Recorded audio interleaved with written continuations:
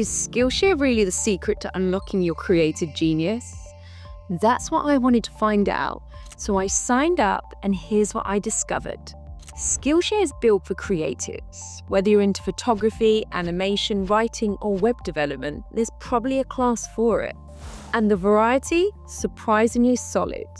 Over 30,000 plus classes in categories like illustration, design, productivity, and much more. What stood out to me was the flexibility. Some classes are just 10 minutes, great if you're short on time. Others go deeper with full-blown projects and over 15 hours of content. You might even recognize a few instructors. Marcus Brownlee, Ali Abdul, Aaron Draplin, big names in the creative world. I took a few classes, including one of Ali Abdul's productivity classes. And let's just say, I wasn't totally sold. More on that later. First, let's take a quick look inside the platform, what it offers, how it works, and whether it helped me unlock a bit more creativity. Alright, let's take a quick look at the Skillshare platform. Once you're in, the layout is clean and easy to navigate. There are 14 main categories, everything from creative careers to productivity. It definitely feels built for visual learners, which I liked, compared to Udemy, which can feel a bit overwhelming with its massive library. Skillshare feels more tailored. You can browse by all classes, learning paths or student projects. I actually like the learning paths. It's a curated sequence of classes to help you build a skill step by step. Not every topic has one, but when they're there, it's helpful.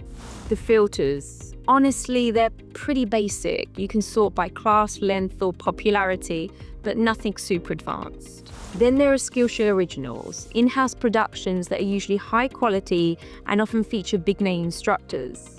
These tend to feel a bit more polished, and I found myself coming back to them often.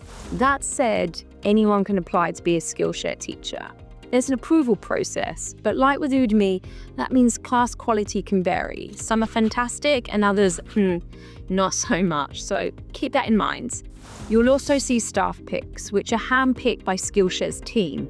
It's a good place to find recommended content if you're not sure where to start. One thing I didn't expect but really liked is the community vibe. Each class has a discussion board and people actually use them. I saw students giving feedback, sharing projects, and helping each other out. It made the whole experience feel more personal.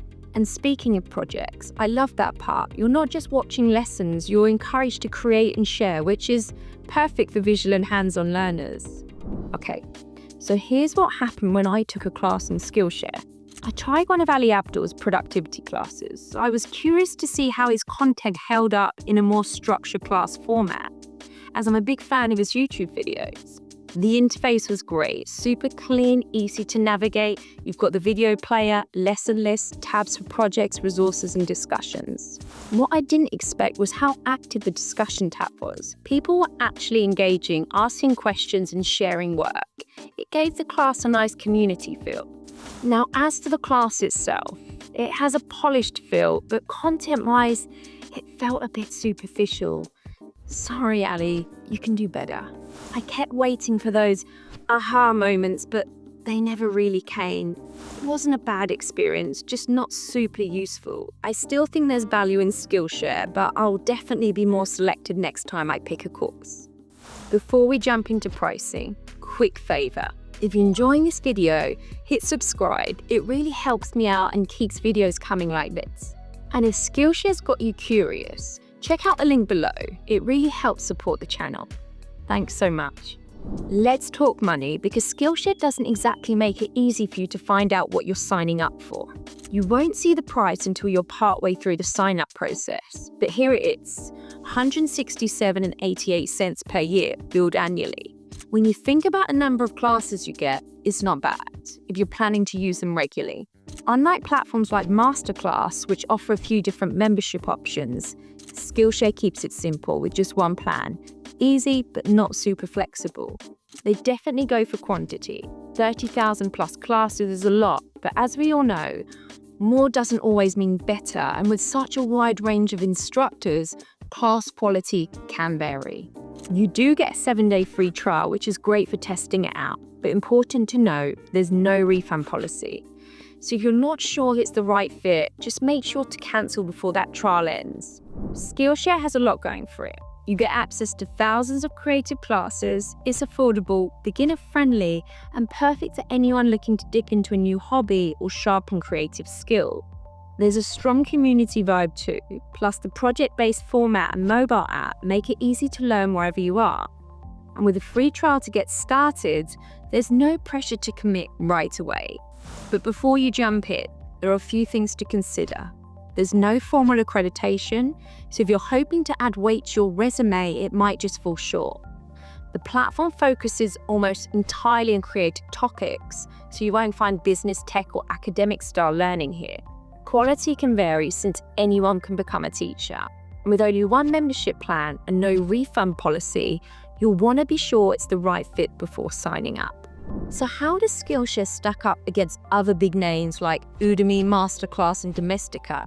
When it comes to variety, Udemy leads the way. Over 210,000 plus courses on pretty much every topic imaginable.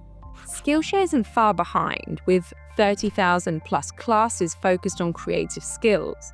Domestika is more niche with around 2,000 plus beautifully produced courses for creatives, whilst Masterclass offers around 200. If celebrity instructors are your thing, Masterclass is the standout. We're talking actual Hollywood A-listers and best-selling authors.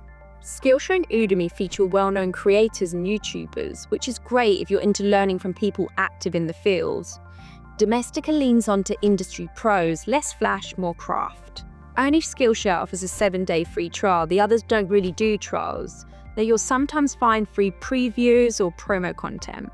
And in terms of refunds, Udemy, Masterclass, and Domestika all offer some wiggle room with 14 to 30-day windows. Skillshare doesn't do refunds, so if you decide it's not for you, you'll want to cancel during that free trial period. I actually have a comparison tool at UpskillWise, where you can see how the platforms stack up side by side. Just Google UpskillWise e-learning comparison to check it out. So that's my take on Skillshare. Great for building creative skills, whether you're just starting out or brushing up on what you already know. But if you're after more variety or want a refund guarantee, check out my next video on Udemy. Don't forget to like, subscribe, and drop a comment if you've used Skillshare. I'd love to hear your experience. Thanks for watching, and I'll see you in the next one. Cheerio.